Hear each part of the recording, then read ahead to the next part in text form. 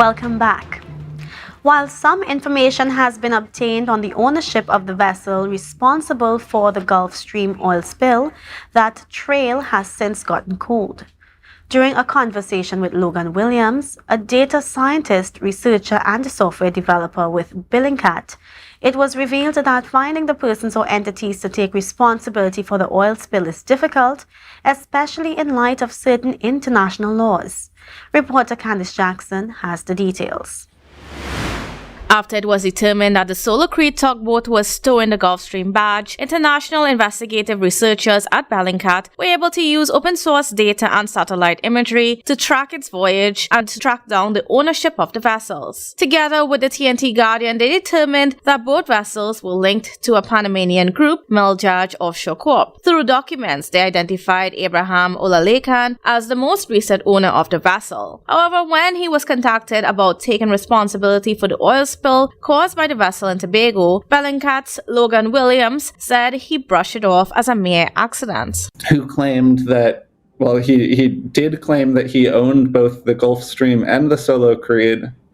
He said that he had no insurance on them, that he was carrying the barge to Nigeria, and that after it sunk, It appears as though the Solar Creed continued its journey to Nigeria. However, Williams and Bellingcat's team have been unable to detect the whereabouts of Solar Creed on satellite imagery and AIS tracking since February 4th. We also found court records in Panama from just a few months ago that show that it wasn't, this was actually a completely foreseeable and avoidable accident.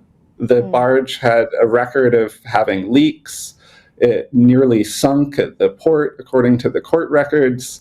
Anyone could have seen that this wasn't a vessel that was equipped to fill with oil or fuel. As a result, Williams explained that securing damages in this situation would be difficult, even with insurance. What I believe would normally cover things like this is a form of insurance called P&I insurance, but it's unclear who the insurer is for this vessel.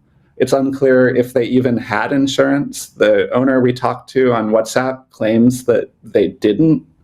And even if they did have insurance, insurance might not pay out if it was a case of negligence. The vessels were sailing under the Tanzanian flag, which is a flag of convenience, meaning there is little accountability under such circumstances. One of the things that this is continuing to show, and that surprises people that aren't familiar with the world of international shipping, is just how hard it is to find accountability when things go wrong in international waters or in international voyages. Bellingcat continues to work with journalists and investigators locally and abroad to uncover more information to the reason why Tobago has to clean up bunker fuel from 15 kilometers off its coastline. Kandace Jackson, Tobago Updates Television News.